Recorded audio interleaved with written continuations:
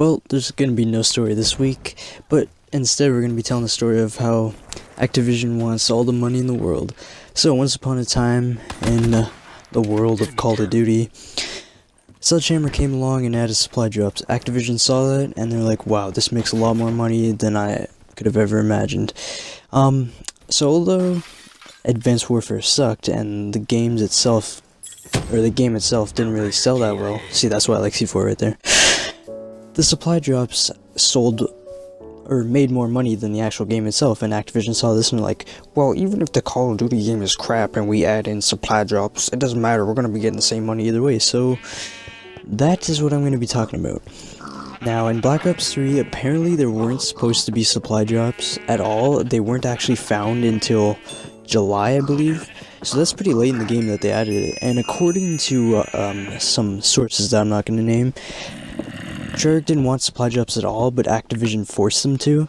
And they made a deal, Treyarch and Activision made a deal, and Treyarch said, okay, well, how about we only add cosmetic stuff in our supply drops? And then Activision saw that and they're like, okay, fine. And then they waited a few months or whatever.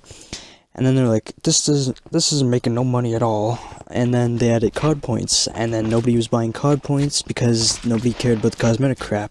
And then Activision was like, add stuff now or you're gone. So, Treyarch went ahead and added some, melee weapons, right? Fantastic. Melee weapons are cool, it's just a reskin version of a knife. That's fantastic. Doesn't affect the game at all. And then they started adding guns. Although the guns weren't the best and they weren't really pay to win, they started getting a lot more money, and then Activision wanted more guns, so they added in the HG40, which is an MP40 remake, and sure, it might not be the best gun in the game, but it's still really usable. And I don't know if you heard in the last couple days that all the Season Pass holders, like myself, are complaining that we don't get the weapons because we're really getting nothing for the Season Pass except for the DLC, and the maps weren't all that great. There's 2 good maps plus the zombies map. So I believe the Season Pass holders should get the guns as soon as they add in the game and the reskin knife or whatever. But then again, Activision would be losing money, so hey, can't win.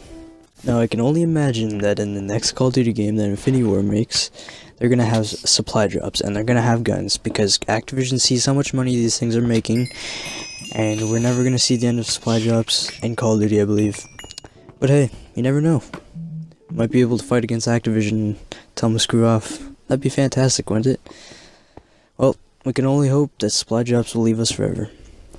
Anyways, that's enough of me. I'm out.